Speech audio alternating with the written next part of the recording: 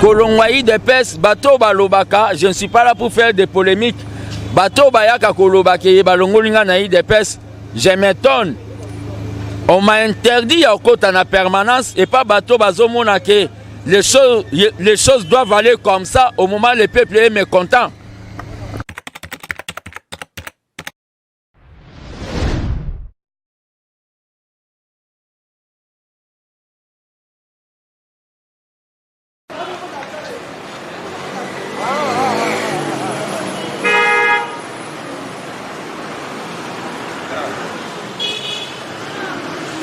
National, interview,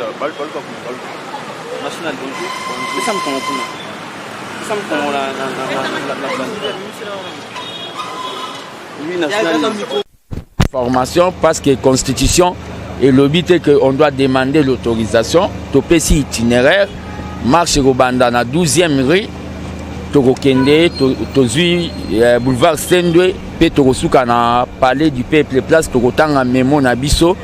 O eza memo ya avertissement na bateau nyonso baza na ambition ya kokoma ba ministre quelle que soit leur coloration politique bayeba ke gouvernement oyo ya Fati 1 eza gouvernement oyo toko permettre te toyo kabiso peuple na mato na biso qu'il y a détournement. Donc bon, il y a rassemblement eza 10 heures. Donc toko se rassembler na 12e rue. Point de chute na biso eza oyo na balobi palais du peuple place tokotanga memo na biso pe tokokende kotikango et pas ya ba autorité compétente. Mais nazo signaler na opinion que je crois bien monsieur Gentini a kosala o babengi expression ya continuité té, c'est-à-dire qu'a étouffé marche oyo et sa voix où il permet à un peuple non aligné de s'exprimer. Et je profite de cette occasion pour lancer appel à Batounion au Balingi quand même que le peuple a Azala debout de soutenir marche Oyo tout le sala na numéro on a opé ça plus 243 85 0 84 65 tous à la théoricien tous à la pragmatique. National, le lot où tu peux déposer lettre où il y a marche que ça dans les 30 août, il y a bonne gouvernance. Est-ce que l'autorité il y a eu des personnes qui que aux en marche, organisée qui marche? C'est une marche citoyenne. C'est une marche citoyenne. L'UDPS étant au Babengi maison mère à démocratie et que jamais qu'on bloqué au Babengi expression ya peuple.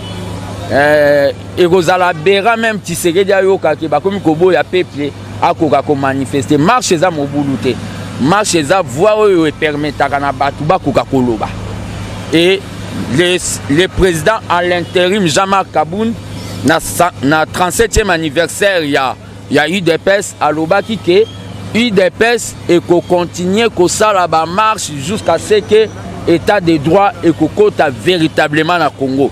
On ne doit pas, les images ne trahissent pas, on ne doit pas se contredire. Il avait dit ça. J'appelle tous les mouvements citoyens au Balingi que le gouvernement et ça en a logique. Il y a les peuples d'abord va rejoindre la marche wana pour tokoka ko lever déjà voix soto lali barola le labiso.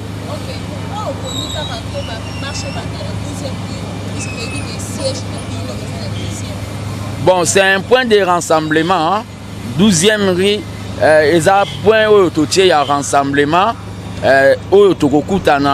Donc on passera par la permanence et tu continuer à marcher dans l'objectif. Qu'est-ce que tu penses après marche après marche, qu'est-ce que tu vas gagner et puis qu'est-ce que tu prépares après marche? Marche c'est une marche d'avertissement. Après marche, tu sala au bengi dynamique, il y a contrôle. Le peuple congolais à cause de la thé à l'anda conseil des ministres il faut tout l'andango na suivi responsabilité oyo eza ya biso tout ba congolais. Tu serais dans ça que nous devons nous prendre en charge. Mutu oyo a combattre marche oyo, il va prouver devant le monde que aza oyo babengi kolabona Kabili parce que marche eza ya koloba objectif nango eza oui à la bonne gouvernance. non à la corruption. Pourquoi combattre cette initiative? Le leader Nabiso à Lobaki Boye, que toute initiative qui est bonne pour ton pays, on ne demande pas l'autorisation. Au moment où tu as trop pris, dans le lobby qui est le poste, il faut mobiliser le peuple parce que le président n'a pas une majorité réelle et le président na Sénat a une majorité. Nous devons vivifier au Babengi la majorité populaire, c'est-à-dire le peuple. La rue c'est plus que la maison Koloba, tous les hémicycles, c'est-à-dire l'équipe même parler du peuple. Et ça marche au Tolobi et que c'est une marche pacifique. Tokosalango, il n'y aura pas de cassures. Donc c'est une marche au Tokosala tout simplement pour la Koloba. On ne veut pas voir la confusion entre l'argent de l'État et le salaire. On ne veut pas voir confusion et Yamakasi. Oui, gardez du temple, on lobby bien, mais on a remarqué aux autres parler à propos du peuple, mais Mbalasi Mezalek, ce que vous avez parlé à propos des combattants. On dirait qu'il y a des combattants, vous avez un problème, puisque les autres peuple, bon combattants. Bon, le problème qu'il y a, c'est quoi? Dans des genres de questions, aux autres,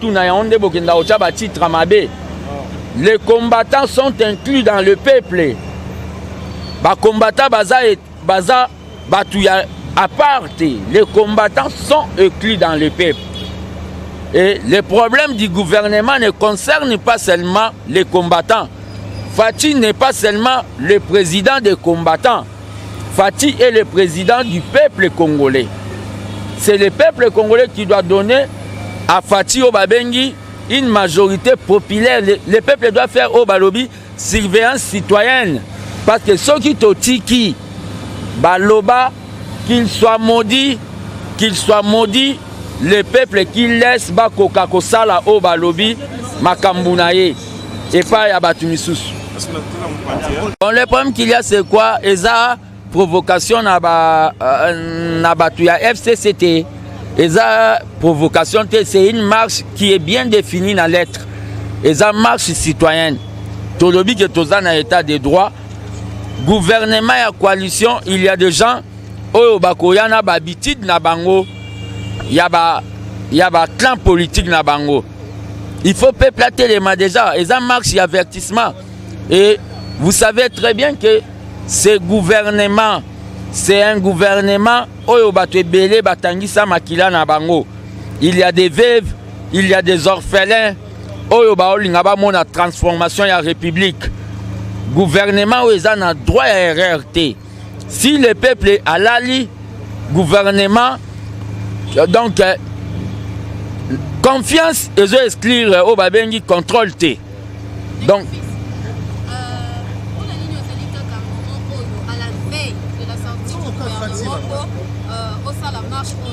alors que déjà c'est l'homme déjà qui va comme essayer donc là ils ont déjà fait prêt. Donc déjà semaine prochaine qui va commencer à faire prêt. Mais comment ils ont na veille pour pas bon, le problème qu'il y a, c'est quoi? La République fonctionne. La République fonctionne. Et dans la politique, il faut savoir voir ce qu'on appelle les signes du temps. Dans la politique, il faut qu'on taper dans le moment opportun. Le moment opportun est arrivé au peuple congolais, il faut tellement. Dans les marches, on a continué à Lobaki, marche et avertissement. Parce que nous ne voulons pas tout le monde a comportement yakala. Nous ne voulons pas. Celui qui est vraiment un vrai fils de Tshisekedi doit nous rejoindre dans la marche citoyenne. On n'est pas. Donc il n'y a pas de contradiction avec mon parti l'UDPS. Il n'y a pas de contradiction. Et je lance l'appel à tous les Batouo Bazolandanga à travers le Congo. Là où vous êtes, prenez-vous en charge. C'est-à-dire, les 30 là, il doit y avoir la marche partout dans le Congo. Parce que si nous laissons Makambwe Kendeka Kaboué par la classe politique, le président sera mis en difficulté parce que c'est un gouvernement de coalition. Nous devons toter les mapos, toko sauver au Babengi, patrimoine autozui na moment. La police est là pour faire la sécurité. Et ça rôle naé. J'appelle le général Kassongo. Je crois bien, à ça déjà, Moutoyo, à ça expérimenté, na maîtrise, il y a mouvement des masses. La police doit sécuriser la marche contre les inciviques. Les inciviques, à tout moment, lingaka kozwa, occasion neti, ya boyekop, pour ba kosa acte barbarie, ya banditisme na ba machette. Toko permettre yango te na marche wana. Donc responsabilité à sécurité et ça dans la police il faut assurer.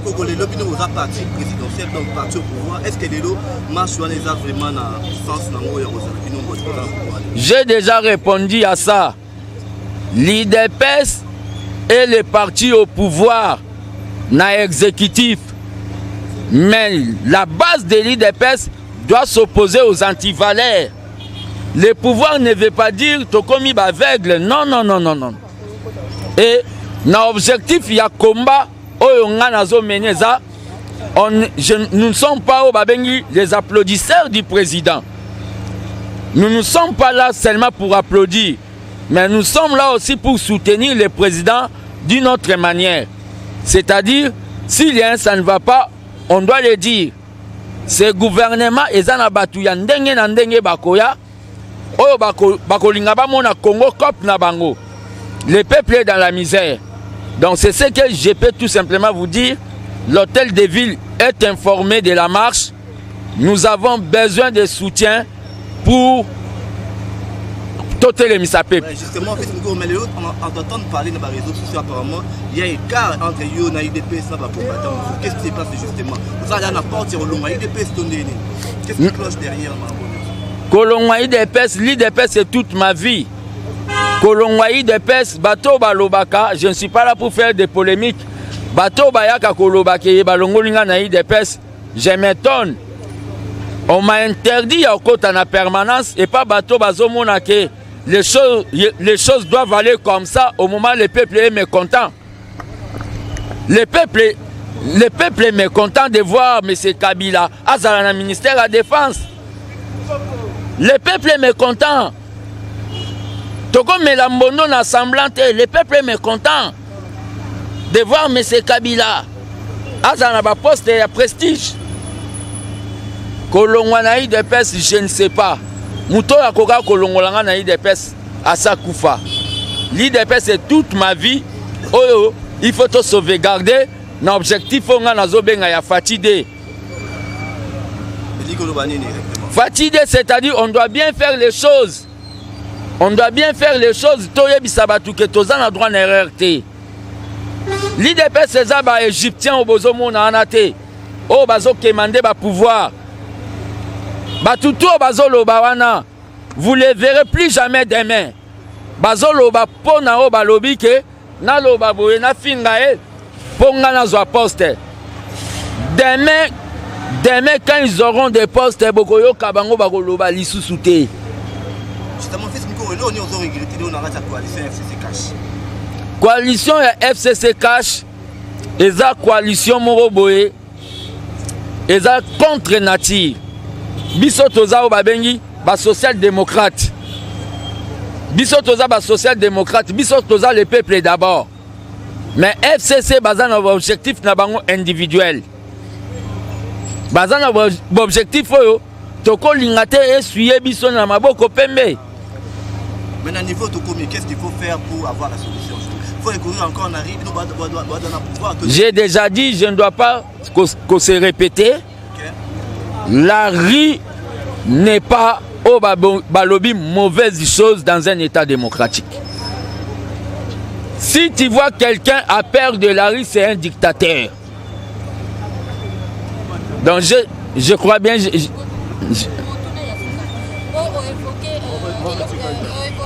ministère de la Défense, alors, est-ce que ce qui Kabila a vu ministère ou la Défense, comme il se dit, ministère stratégique, poste stratégique, est-ce que vraiment mon candidat Félix a lutter contre la corruption? Le problème qu'il y a, c'est quoi? Le président de la République est catégorique. le président de la République est catégorie. Vous verrez, beaucoup de ministres sous Baosala Lem Souka 48 heures. Ceux qui a attrapé Bango na Oba Bengi, Maboko na Katia Sakape. Bon, le problème qu'il y a, c'est quoi? Système yaudit au président Zosala, Bokoyeba, il faut laisser le temps au temps. Bokoyeba, résultat dans quelques jours. Fati Ayewanate, pour Batumisusu, Basala Oyo Balobi, de n'importe quoi. Il y a des histoires où Salami Onanga s'attaquer à un conseiller à président. Boyena Makambu ya saut des moutons. Bossali étidité. Est-ce que Bakoki coopérer Moutou sans Basala étude? Non, le problème qu'il y a des gens qui vont faillir. Ils ont dit que vous savez, le président travaille en équipe. Le président travaille en équipe. À cause de jouer avec tous les 11 maillots dans un terrain de football. Si Binombongo pour bosser la saut des moutons. Bossali étude ya faisabilité. Bokangi batol. Pour batouba le cacao babengi na embouteillage bafinga ka président Timi Kondo na embouteillage. Vous ne voyez pas qu'il y a des gens au bazana au balingi ko salir le président de la République. Donc le problème qu'il y a les rendez-vous. On va marcher les 30 même 10 personnes. C'est-à-dire toute révolution ne commence pas avec Obabengi, un grand nombre de gens. Nous allons marcher les 30, même avec 10 personnes. Et vous verrez que tout à Congo Mobimba. C'est-à-dire, il n'y a pas de gens qui ont Obabengi monopole. Il y a qu'à lancer l'action pour l'intérêt à peuple.